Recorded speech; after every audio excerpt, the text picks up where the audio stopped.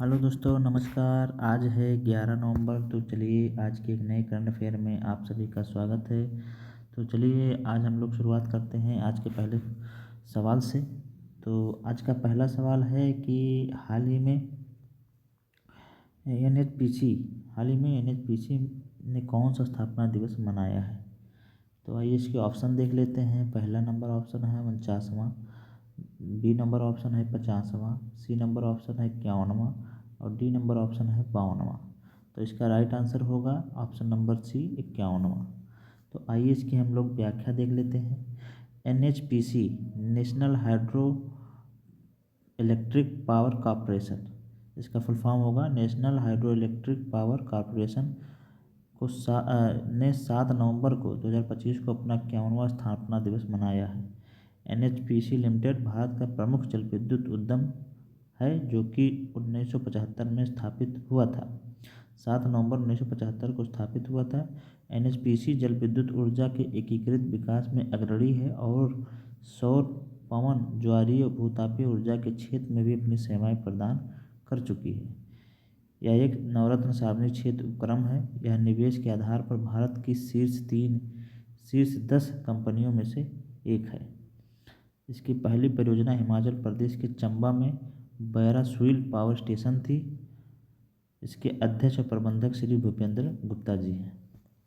तो ये आज का हमारा पहला क्वेश्चन हो गया। एनएचपीसी के बारे में हमने जाना, national hydro electric power corporation, जिसकी स्थापना 7 नवंबर 1975 में हुई थी और इसने हाल ही में 7 नवंबर को अपना 51वां स्थापना दिवस मनाया है। यह हमारी hydro electric power corporation limited नवरत्न कंपनी है। एनटीपीसी की स्थापना भी एनटीपीसी भी हमारा नेशनल थर्मल पावर कॉरपोरेशन है जिसकी स्थापना 1975 में हुई है। तो ये हम लोगों ने हमारा आज का पहला क्वेश्चन डिस्कस कर लिया। चलिए हम लोग चलते हैं आज के अगले क्वेश्चन पे, दूसरे क्वेश्चन पे चलेंगे। तो दूसरा क्वेश्चन है कि 10 नवंबर से शुरू हो रहे मालाबार नौसेना युद्ध अभ्यास में भारत का प्रतिनिधित्व कौन कर रहा है। 10 नवंबर से शुरू हो रहे मालाबार नौसेना युद्ध अभ्यास में भारत का प्रतिनिधित्व कौन कर रहा है। इसके ऑप्शन देख लेते हैं। INS Talwar, option number B INS Vagsheer, option number C INS Sahyadri, option number D INS Trikand. तो इसका राइट आंसर होगा option number C INS Sahyadri. आइए इसकी व्याख्या हम लोग पढ़ लेते हैं। भारत और अमेरिका के बीच टैरिफ तनाव के बीच मालाबार नौसैनिक अभ्यास उत्तरी प्रशांत क्षेत्र के गुआम में शुरू हो रहा है। इसको हम लोग याद रखेंगे। अगर पूछा जाए कि मालाबार नौसेना युद्ध अभ्यास कहाँ हुआ था तो यह उत्तरी प्रशांत क्षेत्र के गुआम में शुरू हुआ है। मालाबार युद्ध अभ्यास 2025 क्वाड फ्रेमवर्क के अंतर्गत भारत, अमेरिका, जापान और ऑस्ट्रेलिया की भागीदारी वाला बहुपक्षीय नौसैनिक अभ्यास है। यह इसका 28वां संस्करण है। तो जैसे हम लोग ने पढ़ा कि यह मालाबार अभ्यास क्वाड देशों के द्वारा, जिसमें क्वाड में हमारे भारत, अमेरिका, जापान और ऑस्ट्रेलिया शामिल हैं और इन्हीं के द्वारा यह मालाबार अभ्यास किया जा रहा है। यह इस बार का 28वां संस्करण है। स्वदेशी रूप से निर्मित guided missile stealth frigate INS Sahyadri उत्तरी प्रशांत क्षेत्र के गुआम में अभ्यास 2025 में भारत का प्रतिनिधित्व करेगा। तो इस अभ्यास में हमारा आईएनएस सह्याद्री जो कि स्वदेशी रूप से निर्मित है, या इसमें भारत की तरफ से प्रतिनिधित्व करेगा। इस अभ्यास में योजना के लिए बंदरगाह चरण और संयुक्त बेड़े ESW और तोपखाने संचालन एक समुद्री चरण शामिल है। तो यहाँ हम लोगों ने डिस्कस कर लिया कि 10 नवंबर से मालाबार युद्ध अभ्यास का 28वां संस्करण चालू हुआ। यह क्वाड देशों के द्वारा किया जाता है, जिसमें भारत, अमेरिका, जापान, ऑस्ट्रेलिया भाग लेंगे। यह बहुपक्षीय नौसैनिक अभ्यास है। इसके आइए दूसरा हम देख लेते हैं। इसके अतिरिक्त भारत और श्रीलंका की सेनाएं कर्नाटक के बेलगावी में अभ्यास मित्र शक्ति के 10वें संस्करण में भाग लेंगी। तो यहाँ हम लोग पढ़ लेते हैं कि भारत और श्रीलंका की सेनाएं कर्नाटक के बेलगावी में अभ्यास मित्र शक्ति का 10वां संस्करण 2025 में भाग लेंगे। तो यह भी एक युद्ध अभ्यास जो कि श्रीलंका के साथ होगा, मित्र शक्ति का 10वां संस्करण जो कि कर्नाटक के बेलगावी में हो। तो यहाँ पे हम लोगों ने 2 क्वेश्चन डिस्कस कर लिए।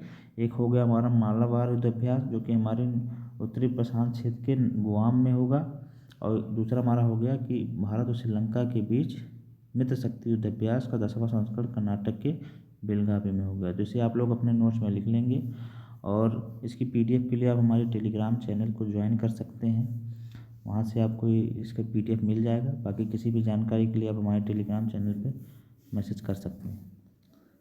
चलिए आज का हम लोग दूसरा क्वेश्चन हो गया। अब हम लोग अगले क्वेश्चन पे चलते हैं। आज के तीसरे सवाल पे चलेंगे। तो आज का हमारा तीसरा क्वेश्चन है कि हाल ही में किस राज्य ने 9 नवंबर को अपनी रजत जयंती 25 वर्ष मनाई है। तो आइए इसके ऑप्शन देख लेते हैं। पहला नंबर है छत्तीसगढ़, दूसरा है झारखंड, तीसरा है उत्तर प्रदेश, चौथा है उत्तराखंड। तो इसका राइट आंसर होगा ऑप्शन नंबर डी, उत्तराखंड। आइए इसकी व्याख्या देख लेते हैं। हाल ही में 9 नवंबर को उत्तराखंड ने अपना 25वां स्थापना दिवस मनाया है। उत्तराखंड को एक नए राज्य के रूप में उत्तर प्रदेश के पुनर्गठन के फलस्वरूप उत्तर प्रदेश पुनर्गठन अधिनियम 2000 में उत्तराखंड की स्थापना 9 नवंबर 2000 को की गई, जो भारत का 27वां राज्य बना था। पहले इसे उत्तरांचल के नाम से जाना गया और बाद में 2007 में इसे उत्तराखंड नाम दिया गया। तो यहाँ पे हम लोगों ने देखा कि हाल ही में, जैसा कि आप लोग जानते हैं कि 2000 में हमारे 3 राज्यों का गठन किया गया था, जिसमें पहले छत्तीसगढ़ को 1 नवंबर 2000 को छत्तीसगढ़ का हुआ था। फिर आपका 9 नवंबर को हमारा उत्तराखंड का हुआ था और 15 नवंबर को हमारा झारखंड की स्थापना हुई थी। तो हम लोग यहाँ पे याद रखेंगे, ये हमारा स्ट्रेटेजी के है। आइए उत्तराखंड के बारे में कुछ हम लोग जान लेते हैं। उत्तराखंड की राजधानी देहरादून है और उसके CM पुष्कर धामी जी हैं और यूनिफॉर्म सिविल कोड लागू करने वाला यह पहला राज्य है। जी हाँ, अगर पूछा जाए, हमारे एग्जाम में पूछा भी जाता है कि यूनिफॉर्म सिविल कोड सभी के लिए एक समान नागरिक संहिता लागू करने वाला सबसे पहला राज्य कौन है, तो हमारा उत्तराखंड है। और धर्मांतरण पर भी कानून लाने वाला यह पहला राज्य है। तो ये भी हम लोग याद रखेंगे। इसका जो स्ट्रेटेजी से थोड़ा पोर्शन है ये भी हम लोग याद रखेंगे। तो ये हमारा तीसरा क्वेश्चन हो गया। चलिए अब आज के हम अगले क्वेश्चन पे चलते हैं। अब हमारे कुछ वन लाइनर जैसे क्वेश्चन हैं जिसको हम डिस्कस करेंगे वन लाइनर के हिसाब से, और इसमें देखेंगे बहुत ही इंपॉर्टेंट है। ये हमारे वन लाइनर के रूप में भी पूछे जा सकते हैं हमारे एग्जाम में। तो यहाँ पे पहला हमारा सवाल है कि भारत के 91 ग्रैंड मास्टर शतरंज ग्रैंड मास्टर कौन बनेंगे। हाल ही में भी 90 ग्रैंड मास्टर 2-3 दिन पहले बने थे और अब हमारे 91वें शतरंज ग्रैंड मास्टर भी बने गए हैं। 90वें हमारे इलम पार्थी जी थे जो कि तमिलनाडु से थे, और अब 91वें शतरंज ग्रैंड मास्टर राहुल BS जी बने हैं। राहुल BS हमारे 91वें शतरंज ग्रैंड मास्टर बन गए हैं। फिर अगला हम लोग देख लेते हैं, प्रधानमंत्री मोदी द्वारा ल्यूकेमिया और लिम्फोमा के लिए लॉन्च की गई भारत की पहली घरेलू CAR-T थेरेपी का नाम क्या है। ये हमारा कैंसर का उपचार है, जो कि ल्यूकेमिया प्रकार का कैंसर होता है और लिम्फोमा भी। जब हमारे वाइट ब्लड की संख्या जब ज़रूरत से ज़्यादा हो जाती है तो वहाँ पर ल्यूकेमिया नामक बीमारी हो जाती है, जो कि जिसे हम ब्लड कैंसर भी कहते हैं। तो इसके उपचार के लिए घरेलू CAR-T थेरेपी लॉन्च किया गया है जिसका नाम NexCAR19 है। इसे हम लोग याद रखेंगे यहाँ पे कि अगर पूछा जाए हमारे सवाल में कि भारत में कैंसर, ल्यूकेमिया और लिम्फोमा के लिए कौन सी घरेलू CAR-T थेरेपी लॉन्च की गई है, तो उसका नाम NexCAR19 है। फिर हम लोग अगला क्वेश्चन देख लेते हैं। नोबेल पुरस्कार विजेता जेम्स वाटसन का 27 वर्ष की आयु में निधन हो गया। उन्हें किसकी खोज के लिए नोबेल पुरस्कार से सम्मानित किया गया था, तो उन्होंने DNA की खोज की थी। जैसे हम लोगों ने पढ़ा भी है बायोलॉजी में ये कि जेम्स वाटसन थे जो हमारे DNA जीन के उन्होंने खोज की थी, और उनका 97 वर्ष की आयु में निधन हो गया और वह नोबेल पुरस्कार विजेता भी थे। चलिए अब हम लोग अगला क्वेश्चन देख लेते हैं आज का। हुरन इंडिया परोपकार सूची 2025 के अनुसार निम्न से कौन सा उदार दानदाता के रूप में चुने गए, तो इसका राइट आंसर होगा शिवनादर परिवार। हुरन इंडिया परोपकार सूची 2025 के अनुसार निम्न में सबसे उदार दानदाता के रूप में शिवनादर परिवार को चुना गया। और ये इनकी जो कंपनी है SCL, उसकी हेड हैं रोशनी नाडर। चलिए अब हम लोग अगला क्वेश्चन देख लेते हैं। अगला क्वेश्चन देखेंगे कि शेख राशिद बिन अब्दुल्ला अल खलीफा को प्रतिष्ठित इंटरपोल पदक से सम्मानित किया गया है। वह किस देश से संबंधित है? तो वह बहरीन से संबंधित है। तो यहाँ पर पूछा जाए कि शेख राशिद बिन अब्दुल्ला अल खलीफा को प्रतिष्ठित इंटरपोल पदक से सम्मानित किया गया, तो किस देश से हैं? या बहरीन से है। यहाँ इंटरपोल की बात हम लोग कर रहे हैं। इंटरपोल की स्थापना 1923 में हुई थी। इसका हेड जो क्वार्टर है फ्रांस में है। ये भी हम लोग याद रखेंगे। चलिए अब हम लोग अगला देख लेते हैं। अगला क्वेश्चन, कॉर्पोरेट गवर्नेंस में उत्कृष्टता के लिए निम्न से किस गोल्डन पीकॉक अवार्ड 2025 से सम्मानित किया गया है? तो यहाँ पर इसका राइट आंसर होगा हेरिटेज फूड लिमिटेड का। तो यहाँ पर हम लोगों ने वन लाइनर के रूप में इस फैक्ट को पढ़ा। अब देखते हैं, चलते हैं अगले स्लाइड पर। अगले लाइन में हम लोग कुछ वन लाइनर्स से जुड़े सवाल को देखेंगे।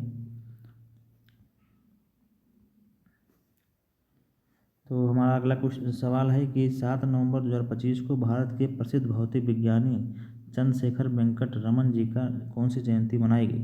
तो यह इनकी 107वीं जयंती थी। जी हाँ, इसके बारे में हम लोग पिछले करंट अफेयर की वीडियो में डिस्कस भी कर चुके हैं। 7 नवंबर 2025 को भौतिक विज्ञानी सर चंद्रशेखर वेंकट रमन जी का 137वीं जयंती मनाई। उन्होंने 1928 में रमन प्रभाव की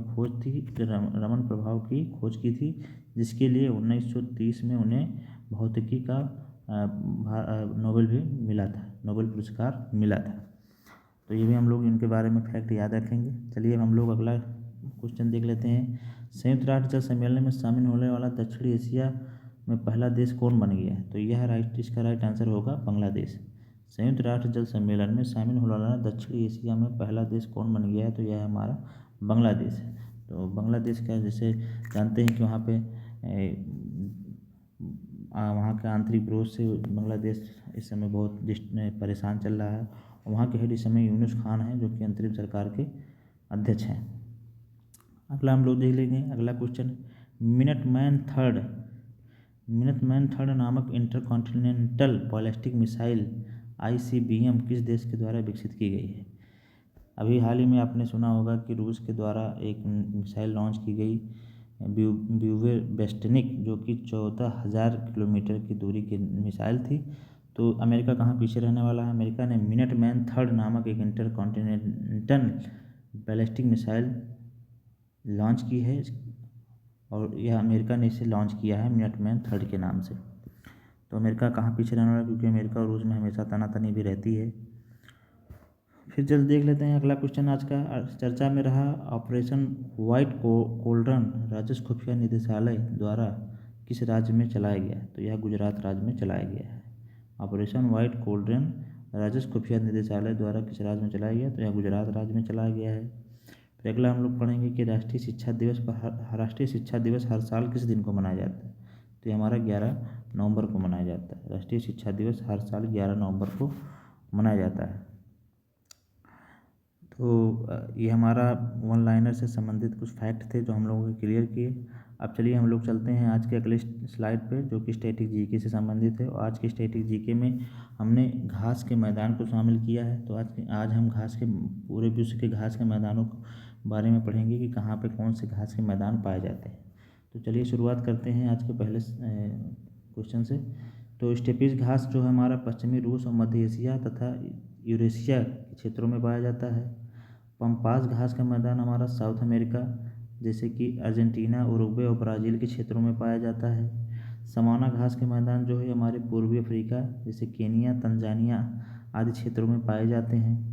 फिर हमारा लानोज हो गया। लानोज हमारा वेनेजुएला में पाया जाता है, और हाल ही में वेनेजुएला की एक जो विपक्ष की नेता थे उन्हें शांति का पुरस्कार भी दिया गया था। फिर अगला हम देखेंगे कंपास जो है दक्षिण पूर्व ब्राज़ील में ये कंपास की घास का मैदान पाया जाता है। सिल्वास घास का मैदान जो है अमेजन बेसिन में पाया जाता है।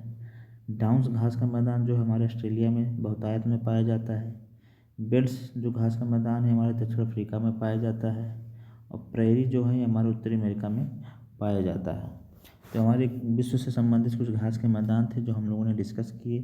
तो आज का हमारा ये करंट अफेयर कैसा लगा आप लोगों को? आप लोग ज़रूर अपने कमेंट हमारे कमेंट बॉक्स में ज़रूर दें, और साथ ही साथ हमारे इस चैनल को सब्सक्राइब भी करें। अगर आपको क्लास अच्छी लग रही है तो इसे अपने दोस्तों में शेयर करें।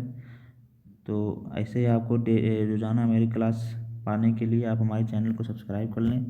साथ ही साथ इसके नोट्स भी बनाते चलें। यह सभी परीक्षाओं के लिए उपयोगी है। तो फिर हम अगले वीडियो में मिलेंगे एक नई वीडियो के साथ। तब तक के लिए नमस्कार, जय हिंद।